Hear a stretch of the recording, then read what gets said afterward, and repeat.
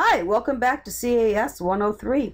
This week we're going to look at the first week and what do you need to be doing during that first week and how is it going to work. Again, I'm still logged in as a student, so I'm going to scroll down and I should see the information about the class that you should have already gone through, and then I should see week 1. Now the weeks after that are not available, it's because I open and close them at the correct times. So you just ignore that for right now. And let's see how this is structured. There are some resources. Those resources are to help you with the information for that week. Maybe a website, it may be a Moodle, it may be a YouTube, it could be a lot of different things that will give you some information. So in this week it talks about a CCG Moodle account, a Moodle how-to, a student Moodle tutorial, and what to do if you forgot your username and password. Now, if you forget your own username and password, that could be a problem, but if somebody else forgets it, you could look it up and tell them what to do. The next section is the instructional materials. That is a required section. You need to go through any material that's in the instructional material section. That's sort of like a mini textbook or teacher lecture area, which will give you the information for that particular week or unit. So what is uploading and what is downloading? Well, it's a PowerPoint. It talks about what uploading is and what downloading is, and you need to view it. Same with how to upload a file into Moodle. Now, depending on which browser you're using, to how this exactly will happen on your machine. But one way to do it is if you're using Google Chrome like I am, you just click it, and you'll notice it's over here busily putting it down on the toolbar. I make it a little bit smaller so I can see some of my desktop. I can grab it, pull it over, and let it go, and there it is. Now all I have to do is double click it to view it. Obviously assuming you have either downloaded the viewer or you have PowerPoint on your computer. Now that PowerPoint will have to be 2007, 2010, or 2013, because before that you'll notice it says PPTX. Before that, it just said PPT. Those are the older versions, the 97, the 2000 versions, up to 2003 even. And those will not open this without a special converter. There are converters available that you can go to the web, download, and make an older version. Try to deal with a newer version. However, you may be using Internet Explorer. Then you may want to save link as. When you do that, it should bring up a box that says, where in the heck would you like me to put this? I typically choose my desktop, but if you're on a flash drive, you may need to go down here to where it says computer, put it on your flash drive, tell it to save it, and then in Moodle it looks like it's doing, or not in Moodle, but in Google Chrome it looks like it's doing the same thing as it just did. But if you're using Firefox or Internet Explorer, it will then put it on your desktop for you. Moodle assignments, that's basically a page that opens up and tells you what you need to do this week in Moodle for your assignments. And then it talks about there's a file for you to download. We're going to work on downloading and uploading this week. Obviously a hint from this name of this one. So you're going to download this file. It is in TXT, which means it'll open in WordPad or Notepad. Put it on your desktop, double click it, and open it. Then at that point you're going to go in here, you're going to type your answer, like my answer. You're going to save it. Save as. Save as is used the first time you save a file to give it a name.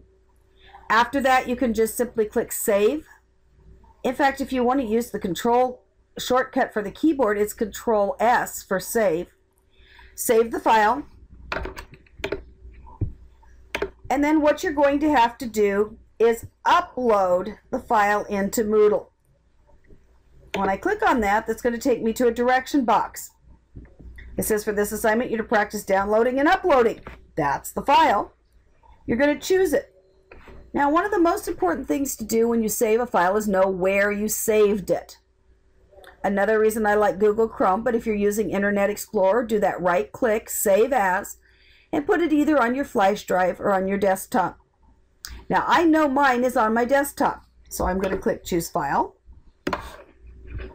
I'm going to make sure it's showing me my desktop. I'm going to say, aha, there it is, download and upload, open. Now it's going to say upload this file. Notice it gives me the name. So if I've accidentally chosen the PowerPoint or some other strange thing on my desktop, it tells me what it is. I'm going to upload it. It should tell me I was successful. And then when I get to this page, I should be able to see my file right here on the left-hand side. When I see my file on the left-hand side, that tells me it's been successfully uploaded. You don't need to send me an email and ask me if I got it, because you can verify it's there. If that's blank, you didn't get it. You have a mistake. Oh, I didn't type everything I wanted to on that file. Darn, I need to add something more to it. I didn't quite finish. I got distracted. I'm not done. I'm going to use the Control S for a save this time. And I simply go back, choose File. I go back and find the same file. I open it. I upload it. And it simply replaces the first file. You don't have to email and say, oh, I made a mistake. Can you take that out? Because the answer is no, I can't. All you do is re-upload it a second time. If for any reason you ever find one that won't upload the second time, just let me know. That means I probably have a setting wrong, and I can go in just a few seconds and fix that for you. So that takes you through the beginning of what you do. Let's take a little bit more of a tour. Now, remember last time I told you about assignments? I said we didn't necessarily need to use them. But if you do, what you will now see is it tells you that you have submitted this file. It will also tell you the due dates, and I change those every term. So right now they're not even current, but as the term gets ready to get started, I go through and I change all those due dates. When I grade it, the grade will be put in here. Until that time, don't worry about it. The grade isn't a problem until such time as I said, I've graded all work, and then if it's missing, let me know. Up to that point, you don't need to be asking me multiple times a week if I got it, if I've graded it. I grade once a week typically. What else is over there? Well, let's look down here for a second first. You'll notice there was another assignment that says Introduction. I may retitle that a little bit, but that's basically a form. So you come in here, you hit Add New Discussion. You type in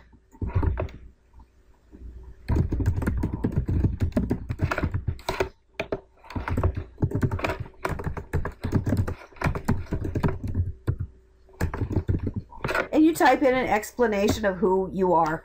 It doesn't have to be great depth and detail, but it's nice to get an idea of who the students are in the class, both for myself and for the other members of the class. Write a little introduction about yourself. Be sure you use standard English. Do not use texting language. An occasional laugh out loud thrown in or something is not a big deal, but we shouldn't be seeing like a see you at type of thing like you might do, or BTW, or a bunch of those thrown in like you might do if you were actually texting on a phone.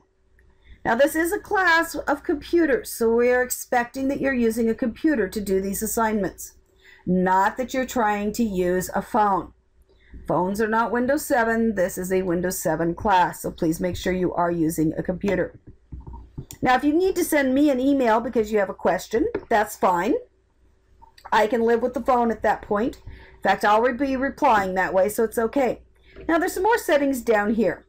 This is where you can add a file if you wanted to add a picture for some reason to your answer. Most people don't.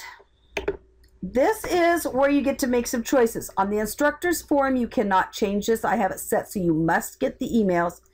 On this one, you can choose to get or not get the emails. Just know that if you don't get the emails, you are responsible for going in and making sure you're reading the conversations that are going on in the class. Once you've chosen, hit Post to Forum, and that will go up there as a forum for you. Now you also need to go in, this is another way to the forums, except notice this time it lists all of them. this is another way to get into that same forum. After there are a topic or 2 or 3 here, you need to go in and reply to another student's. So if you're Sam and Joe writes a reply, and you read Joe's reply and say, oh, Joe, I used to live in that same area. Boy, I would like to talk to you about that. Then that's the time you go in and you reply to Joe's forum. Hey, Joe, I used to live there too. Da-da-da. Isn't that the best bakery down on the block? Whatever. So you're going to have a conversation. It's sort of like talking to somebody around the water fountain or down in the entryway of the college, and you're having a chit-chat conversation. As we get into the class and we start discussing topics that we're learning about, it gets a little bit more formal in the sense that it's more like in class when you raise your hand and you're having a conversation, or you take your turn and you're having a conversation and a discussion in a class, and we talk about whatever the topic is that's been asked. So every time there's a forum, you must do 2 posts. The first one where you add a new discussion topic, where you answer the question, and then when you go to where somebody else has posted already, you hit reply, and you reply to their forum post. Again, it needs to be a good, thoughtful answer, not just, yeah, I agree, or way cool, or something like those half a sentence type things. It needs to be a thoughtful sentences, 2 or 3, whatever's reasonable for the particular conversation. Quizzes. Again, you will find the quizzes in the center section when we get to those.